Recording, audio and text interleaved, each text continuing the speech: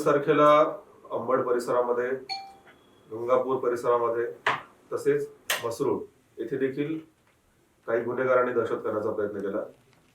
त्यातील मुख्य गुन्हेगार आहे कुंदन परदेशी।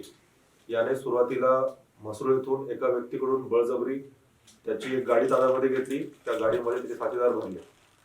त्यानंतर त्याने त्याच्या साथीदारासह तो अंबडच्या हद्दीमध्ये सिडको गेला। त्याने तिथे पण दहशत केली, तिथे गाड्यांची तोडफोड केली आणि काही व्यक्तींवर जीवघेणा हल्ला केला। त्यानंतर तो गंगापूर परिसरामध्ये आला, कोल्हापूरच्या परिसरामध्ये, तिथे पण त्याने एका चहा व्यावसायिकावर हल्ला करण्याचा प्रयत्न केला। या तिन्ही घटनांमध्ये गंभीर स्वरूपाचे गुन्हे दाखल करण्यात आलेले आहेत आणि या प्रकरणामध्ये आतापर्यंत 9 आरोपी आणि 1 विधी संघर्षग्रस्त बालक यांना अटक करण्यात आलेली आहे।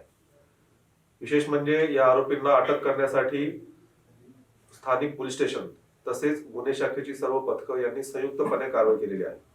गुन्हे शाखेचं युनिट 1 चं पथक, गुन्हे शाखेचं युनिट 2 चं पथक, गुन्हे शाखा अंबड पथक, याशिवाय मसरूळ पोलीस ठाणे, गंगापूर पोलीस ठाणे आणि अंबड पोलीस ठाणे या सर्वांनी संयुक्त कारवाई केलेली आहे आणि या सर्व आरोपींना एमपी मध्ये पळून जात असताना अटक करण्यात आलेली आहे। या सर्व आरोपींवर गंभीर गुन्हे दाखल करण्यात आलेले आहेत आणि यामध्ये मोका देखील लावण्याची कारवाई सुरू आहे आणि यापुढे देखील जर कोणत्याही गुन्हेगारांनी शहराची शांतता बिघडवण्याचा प्रयत्न केला तर त्यांच्यावर अशीच कठोर कारवाई केली जाईल आणि त्यांना कुठलाही दिलासा दिला जाणार नाही। सर, यात एक महिला पण कारण काय होतं की ज्यांनी गाडीची तोडफोड केली, या त्यांचा मुख्य उद्देश परिसरामध्ये दहशत पसरवणे हाच होता।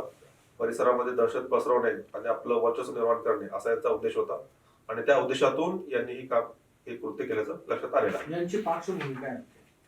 हे जे आरोपी आहेत यांचं गुन्हेगारी रेकॉर्ड आहे, यांच्यावर याप्रमाणेच पूर्वी देखील गंभीर प्रकारचे गुन्हे दाखल आहेत आणि पूर्वी देखील त्यांच्यावरती कारवाई झालेली आहे। हे रेकॉर्डवरचे गुन्हेगार आहेत आणि पुढील बराच काळ जेलमध्ये राहतील आणि त्यांना शिक्षा होईल या प्रकारे यांच्यावर गुन्हे दाखल केले आहेत आणि तशी कारवाई देखील सुरू आहे। सर, एक महिला पण आहे त्यांच्यासोबत, एक महिला पण असल्याचं माहिती मिळते, त्याविषयी तपास सुरू आहे। तर हे तिन्ही पोलीस स्टेशनच्या हद्दीत परदेशी टोळीनेच धुमाकूळ घातला होता का अजून कोणी होते दुसरे? हेच व्यक्ती आहेत, यांनी या तिन्ही हद्दीमध्ये जाऊन हे कृत्य केलेलं आहे।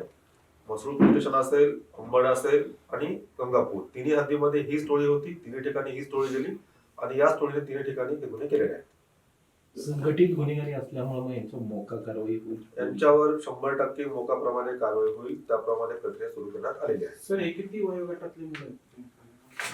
ही साधारणतः एक 20 ते 30 वयोगटातील मुलं आहेत आणि यातले मुख्य हा कुंदन परदेशी हा रेकॉर्डवरचा गुन्हेगार आहे।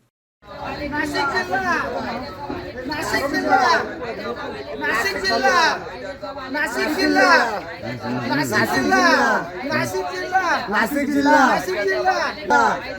नाशिक जिल्हा, नाशिक जिल्हा, नाशिक जिल्हा, नाशिक जिल्हा, नाशिक जिल्हा, नाशिक जिल्हा, कायद्याचा बालेकिल्ला, नाशिक जिल्हा, कायद्याचा बालेकिल्ला, कायद्याचा बालेकिल्ला, नाशिक जिल्हा, कायद्याचा बालेकिल्ला, नाशिक जिल्हा, नाशिक जिल्हा, नाशिक जिल्हा, नाशिक जिल्हा, नाशिक जिल्हा, नाशिक जिल्हा, नाशिक जिल्हा, नाशिक जिल्हा, नाशिक जिल्हा, नाशिक जिल्हा, नाशिक जिल्हा, नाशिक जिल्हा, कायद्याचा बालेकिल्ला, कायद्याचा बालेकिल्ला। महाराष्ट्रातील सर्व बातम्यांचे विश्वासार्ह व्यासपीठ, सकाळच्या सर्व सोशल मीडिया प्लॅटफॉर्मला लाईक, फॉलो आणि सबस्क्राईब करा। तसंच सर्व नोटिफिकेशनसाठी बेल आयकॉन प्रेस करायला विसरू नका।